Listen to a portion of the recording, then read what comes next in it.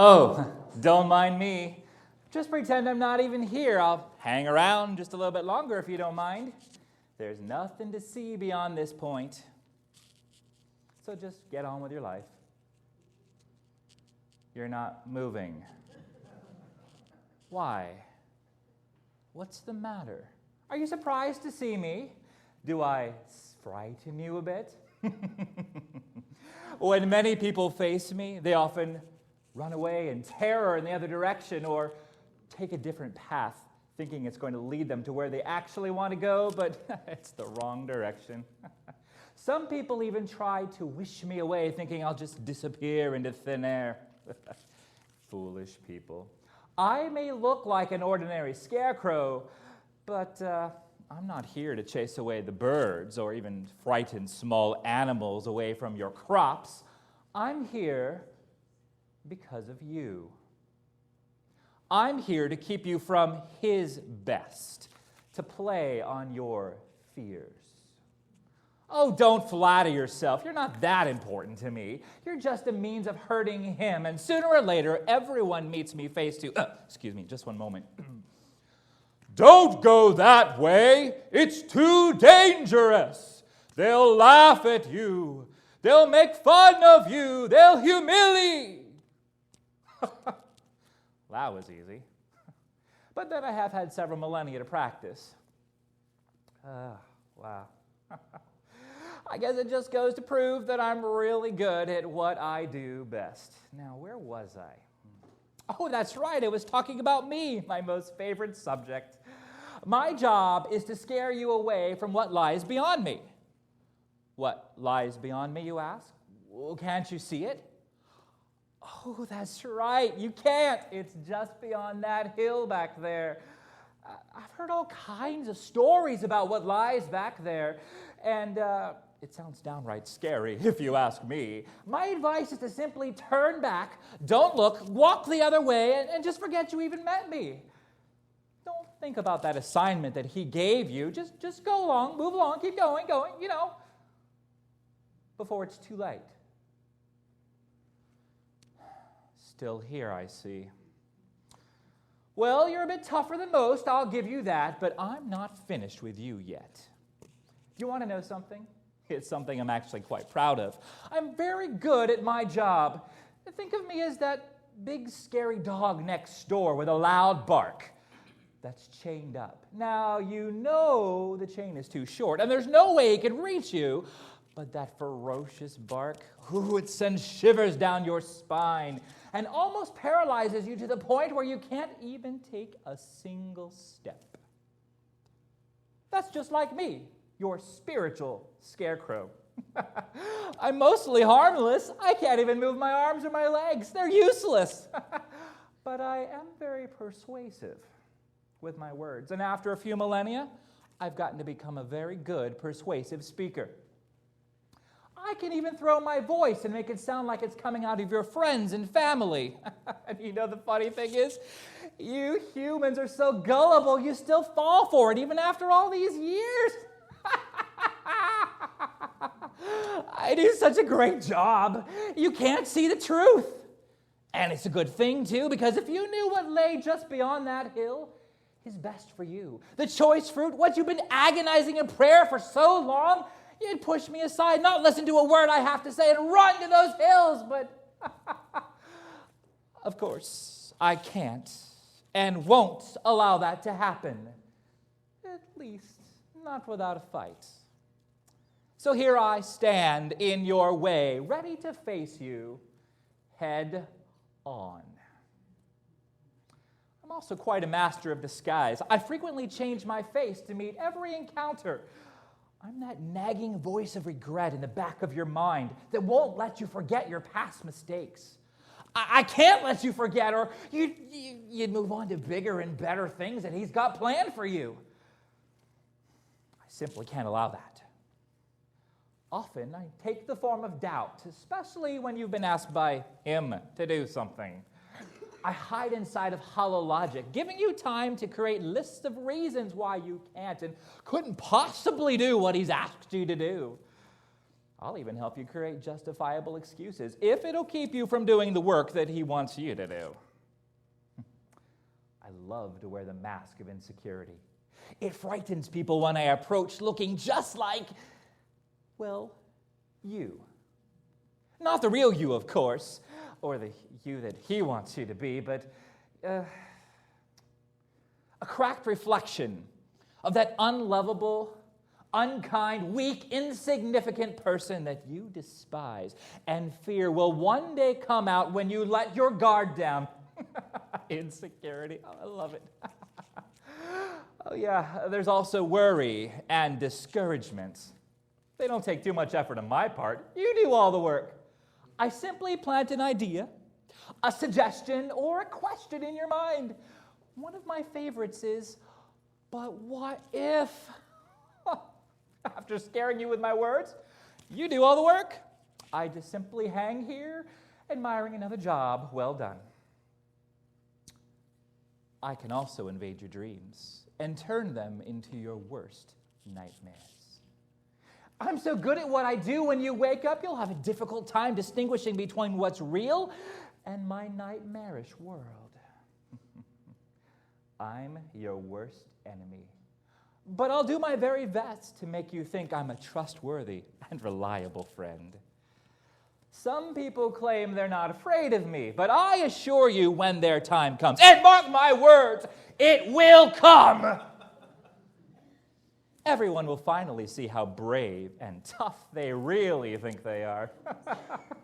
For you see, you can't defeat me on your own.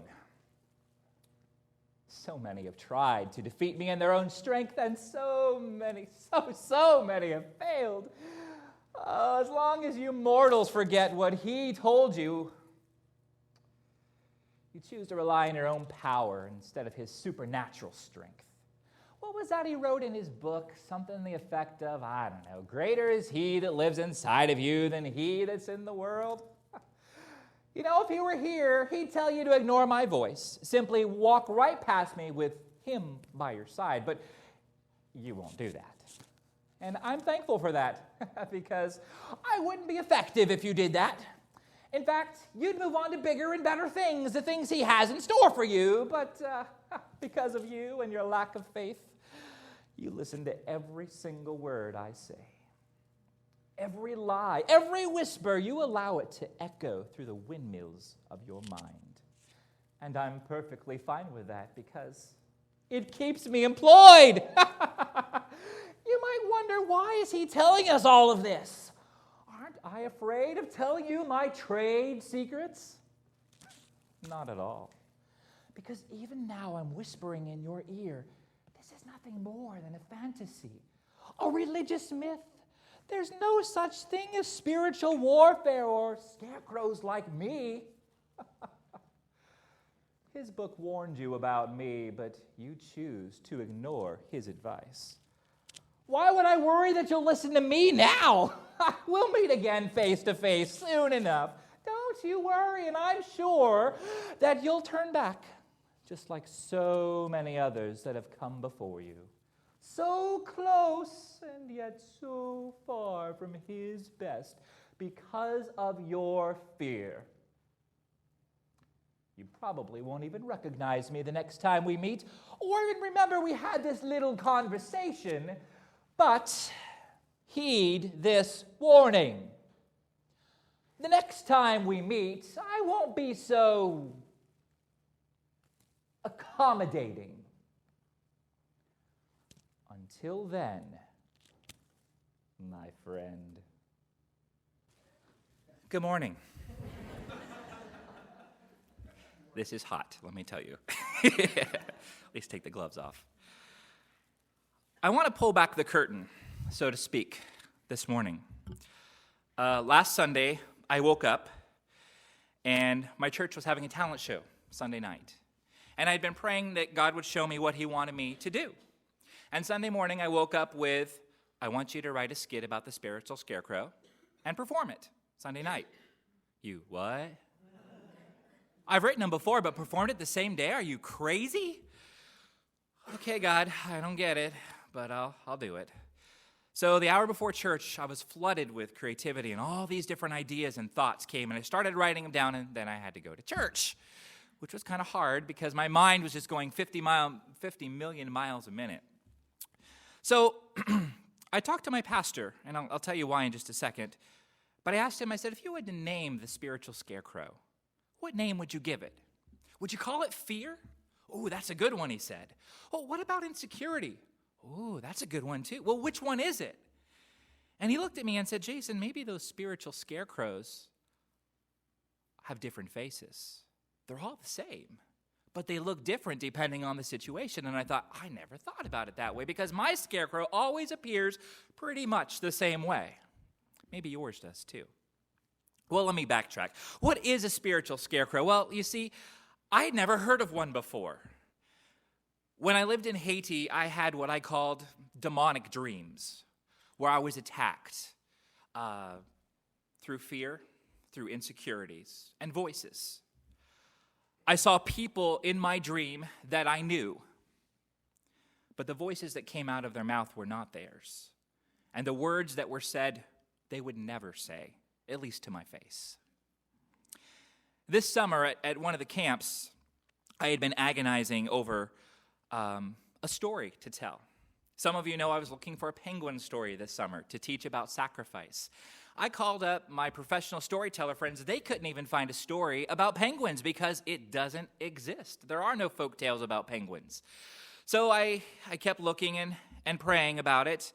And the day before I was supposed to give the penguin story, the idea started to come. And that rest of that day, God helped put it all together. And the next day I performed it for the kids, and they loved it. And anyway, backtracking, the night before I had this very scary dream where I was here at OMS. And I saw several of you walking around. But it wasn't you. It looked like you, but it wasn't you. And things were coming out of your mouths to discourage me. Things such as, you're wasting your time. What are you even doing there? You think that you can really accomplish anything at this place? You're so insignificant compared to all this stuff. Why don't you just give up? And that One Mission Kids ministry, it's a failure. Just let it go. Pack up and find something else to do. Find something else where you could make even a lot more money. Find someplace else where they'd appreciate you more. I woke up and I knew it wasn't real. But it seemed real. It seemed so real. But I knew what it was. I knew it was a lie from the pit of hell. So, in this technology black hole where I was, I had one half bar on my cell phone. So I sent out an emergency text to my prayer team, my parents, my pastor. I quickly heard from my parents. I heard from my pastor. My pastor said, call me, we need to talk. So I did. With half a bar, we had a very interesting conversation, because it kept fading in and out. And in fact, he told me later, I didn't really even get to hear half of what you said, but I heard enough to know what God wanted me to help you with. As we were talking and I told him about my dream, he said, Jason, it's kind of funny that you call because last night before I went to bed, I read a book. I don't usually read before I go to bed. And I've been reading this book. I don't remember what it's called. I need to read it. But there was a chapter about scarecrows. I said, oh. What's that? He said, well, the way the author described it is that right in front of God's best for us, right in front of where we've been agonizing in prayer, is this big scarecrow standing there saying, boo, go away. And he said, the thing is, we let it scare us, just like we have our scarecrows to scare the birds and small animals.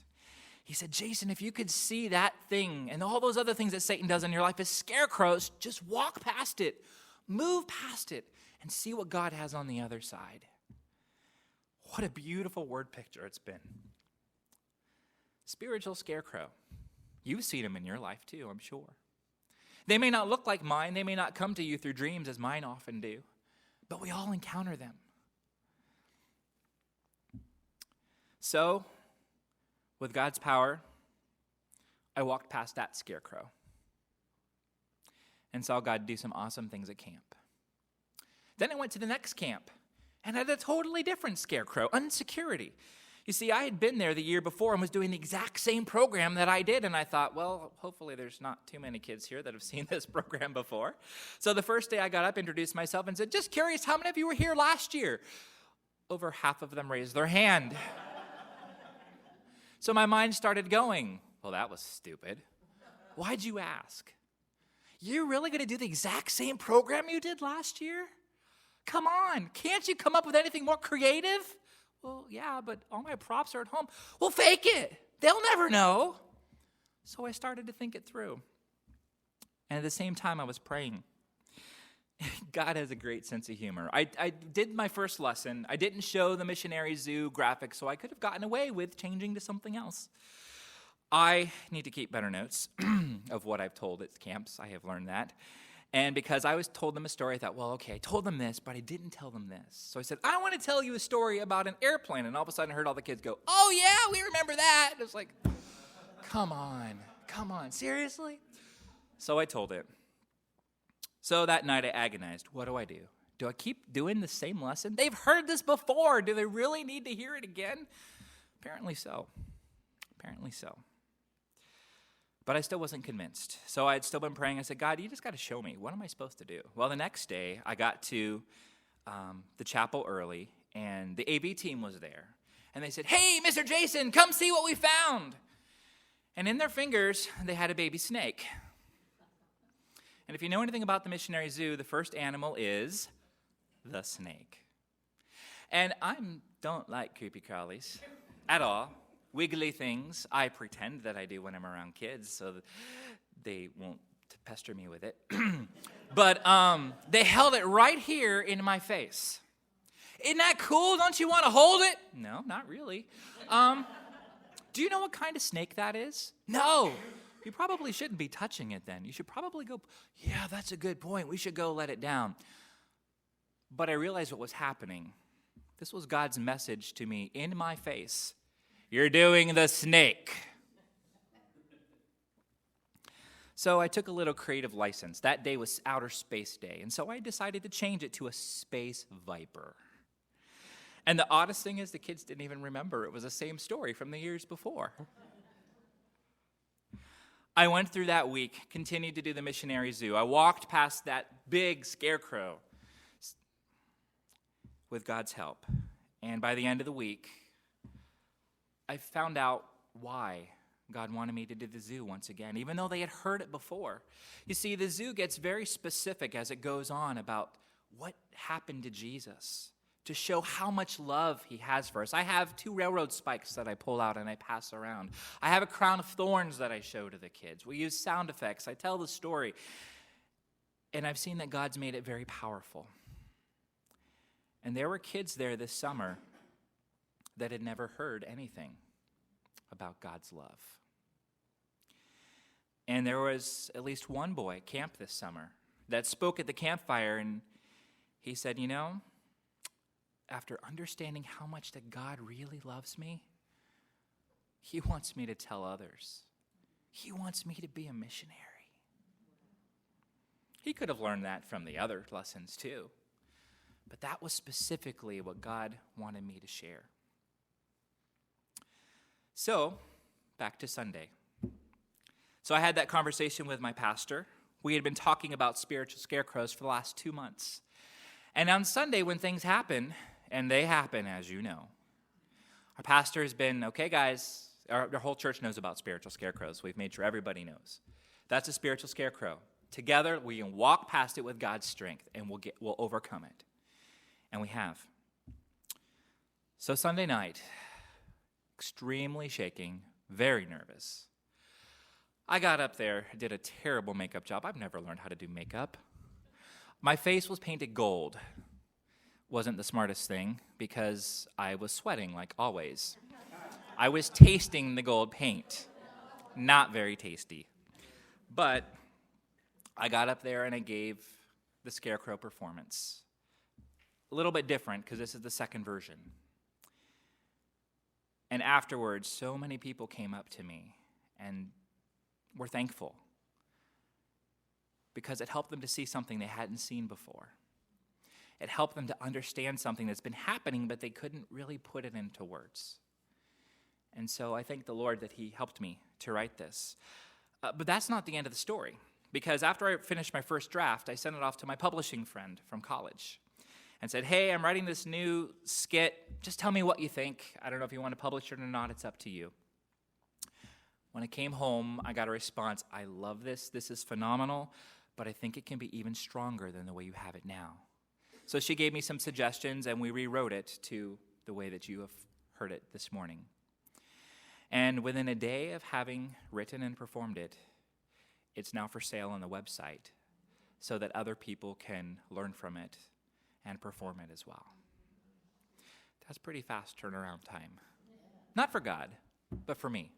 Most of my things take 3 to 7 years. It's true. So this morning, when Kathy asked me to do chapel 2 weeks ago, I thought I was going to do something else. And this whole scarecrow thing popped up, but a nice scarecrow. I hope it's encouraged you. My hope is that it's challenged you. And my hope that it will remind you, as we sang beforehand, which is based in 1 John 4:4. You are of God, little children, because greater is he that is in you than he that is in the world. Thank you.